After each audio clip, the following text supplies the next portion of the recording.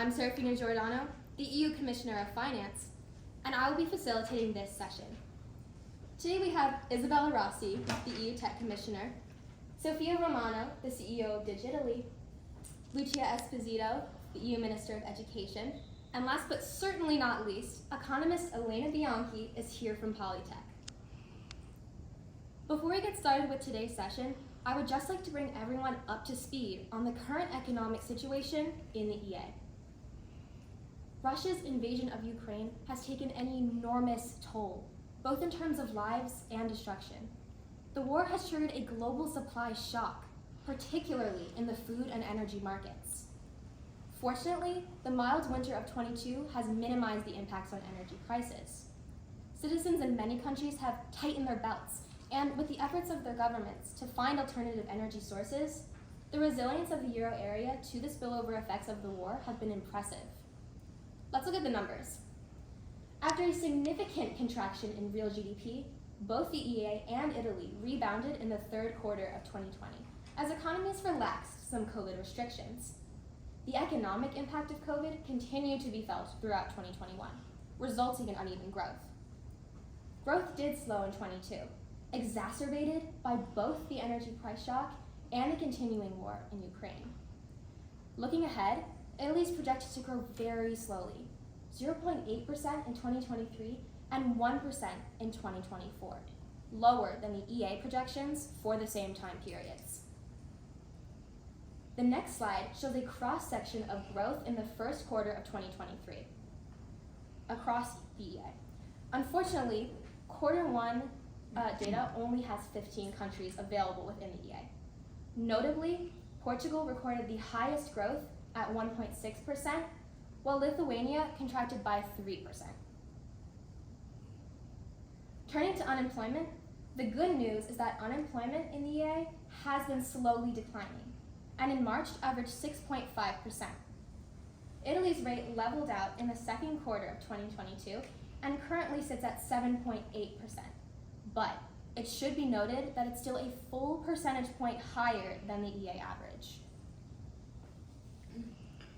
Slide 7 provides a comparison of unemployment rates across the EA. Although significantly lower than Spain, Italy clocks in with the second highest unemployment rate.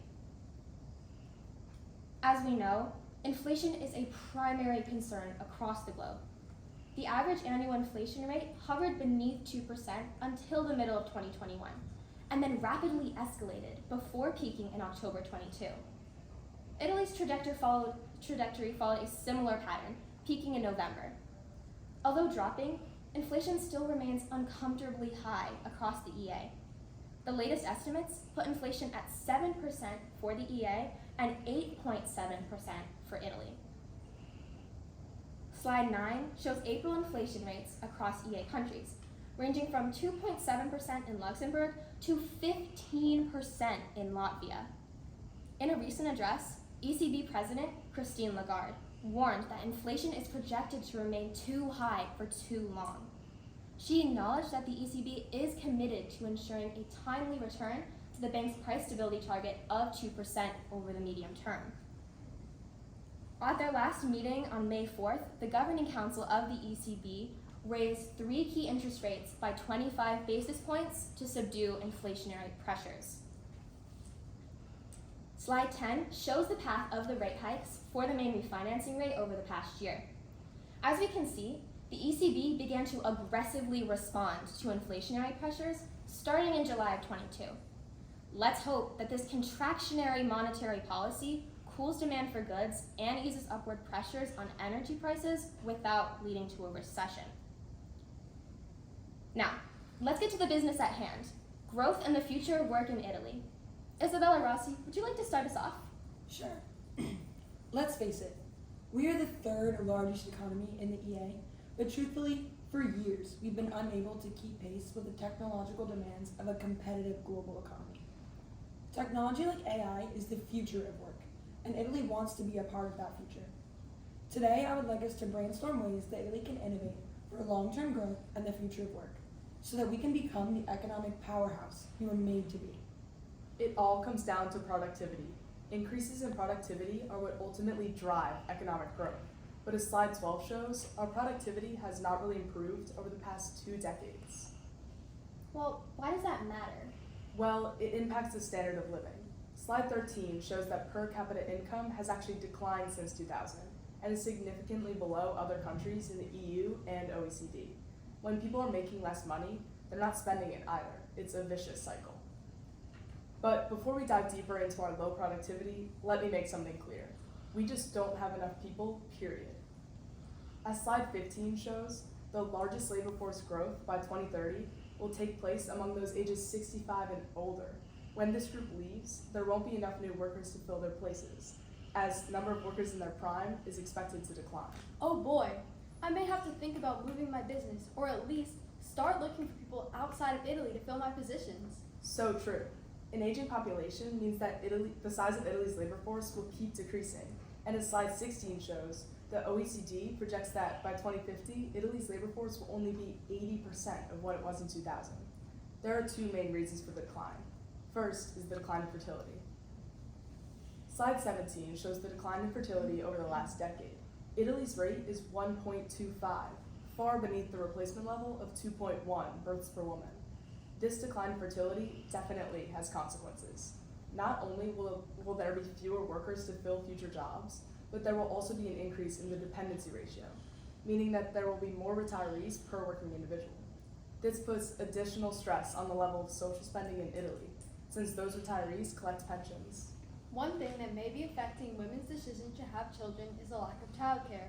Often, my employees have to take time off to take care of their children, and many of them never return. In fact, only 27% of eligible families can find a place in daycare. There just aren't enough spaces, especially for those ages 0 to 3. I agree. As a mother myself, I've had to take off time for my kids. The second reason for the decline in the labor force is the brain drain. Over the past decade, about 800,000 people left Italy. There are a number of reasons for this diaspora: lack of opportunity and extensive licensing requirements. This number is unacceptable. We need to provide better incentives to keep our talent. But it's not just that talented people are leaving, but we're also behind with respect to education. We have one of the highest dropout rates in the EU. The next slide shows that we have been beneath our peers when it comes to spending on education. We only spend about 4% of our GDP on education, and it's not even clear if the money is being well spent. In addition, we're not developing a workforce that will be equipped with the skills needed for the future. Less than 30% of our population have a tertiary degree, and we're unlikely to hit the EU target of 45% by 2030. Slide 21 indicates that STEM degrees granted in Italy were among the lowest in the EU. We not only need to graduate more people, but more of them need STEM degrees.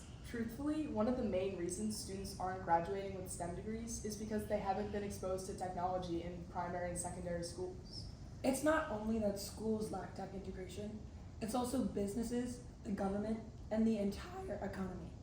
We've been slow to adopt to the technological advances of the last quarter century. We have to close that gap. Slide 23 shows only 22% of Italian companies had adopted cloud technologies by 2018, much lower than other European countries. And slide 24 shows that Italy had relatively poor provision of high-speed internet during the same time. But that was 5 years ago. What's happening now? We're advancing at a remarkable pace, particularly in the area of broadband and network services. But we're still behind in high-capacity networks, big data, and AI. I'm proud to say that 60% of SMEs now have at least a basic level of digital intensity. But obviously, we'd like this number to become 100%. And if we turn to slide 25, less than 50% of Italy's population possessed digital skills in 2021. There is no way we're going to hit the EU target of 80% by 2025. Yes, this really is a problem. I have a lot of trouble finding the workers with the technical skills that I need, and I fear it's not going to get any better in the near future. Slide 26 summarizes our performance using the Digital Economy and Society Index. On the human capital metric, Italy ranks 25th of 27 EU countries. Even though Italy has improved connectivity, we don't have a workforce that can effectively use it. And if we want to be competitive in the global market, we need technology to innovate. But innovation doesn't just happen. We need to invest in research and development. If we turn to the next slide, Our spending on R&D accounts for less than 1.5% of GDP, while Germany spends more than 3%. To be competitive, we need cutting-edge innovation, and that takes money. The lack of R&D in Italy definitely has consequences. Slide 29 shows that only 8.2% of our exports can be considered high-tech. This means that products with a high research and development intensity, such as computers, pharmaceuticals, and electrical machinery, are not contributing much to GDP. So what's preventing companies from engaging in their own R&D to develop better products? Well, if your workers aren't skilled, it's a barrier to investment. It creates a vicious cycle. Not only is low investment keeping Italy from inventing cutting-edge products, but the lack of innovation then deters foreign companies from investing in Italy, which inhibits growth. We need more investment. All right, we discussed issues with the workforce, education, digitalization, and investment. Where does Italy go from here? Any solution costs money. Do we have the fiscal space? Great question. For the past 25 years, Italy's debt to GDP ratio has exceeded 100%, reaching almost 160% during COVID. So you all know that any increases in spending need to be carefully considered. But if we don't do something, Italy's going to keep falling behind. I agree, but fortunately, Italy has access to the EU's Recovery and Resilience Plan funding. Italy is one of the biggest recipients. 11.3 billion euros is dedicated to a digital transition in education. Not only that, Italy has also been allotted the largest amount for innovation and research. It's important to spend this money wisely. As we said in the beginning, Italy needs to increase productivity and innovate for the future. Do any of you guys have any ideas on how we might use these funds? Our first priority should be to improve education. As I mentioned earlier, only 20% of students are pursuing degrees in STEM and IT. We need to expose these students to technology early on so they are more likely to pursue the degrees that will be needed in the future. Some of the funds must be used to train teachers and equip our schools with the latest technologies. But we also can't forget about the current workforce. The World Economic Forum estimates that with the current pace of AI adoption, 50% of workers will need to be reskilled or upskilled by 2030. Funds need to be dedicated to retraining these workers so they can easily adapt to the changing demands of the workplace. We also need to increase the size of the labor force. One simple thing we can do is improve childcare availability. This can both incentivize families to have more children and allow women the option of returning to the workforce after pregnancy. Actually, this is already happening. My firm is part of a consortium that realizes that our demographic challenges are real. We're providing financial help to parents and have even offered flexible working hours. Our premier shipbuilder, Fincantieri, has built a number of nursery schools and is now providing free childcare to its employees. We view these initiatives as an investment in the future of Italy. How interesting. And there's an added benefit. The funding comes from the private sector and doesn't rely on increasing government spending. I'd also like to suggest a way to stop the outflow of bright minds. We should ease up on licensing requirements and the prevalence of short-term labor contracts. Reducing these inefficiencies in the labor market would encourage more people to stay and work in Italy. Finally, we need Italy to become an incubator of new ideas. One way to do this is to increase spending on entrepreneurship programs. We want to increase spending by as much as 0.5% of GDP by 2030. We don't want bright minds to leave Italy with their ideas and set up businesses elsewhere. It's crucial to provide an environment that is conducive to business formation. At the same time, there needs to be more partnerships among universities, government, and the private sector to increase the research and development of cutting-edge technologies. These partnerships can fund basic research projects and enable the direct translation from research to solutions. So what I'm hearing is that we need to spend wisely now to boost future growth. Pushing digital education, increasing the labor force, and investing more in R&D are what Italy needs to become an economic powerhouse. Thank you all so much for your time and insight. And if this symposium has piqued your interest, join us next week for a symposium on AI and virtual reality.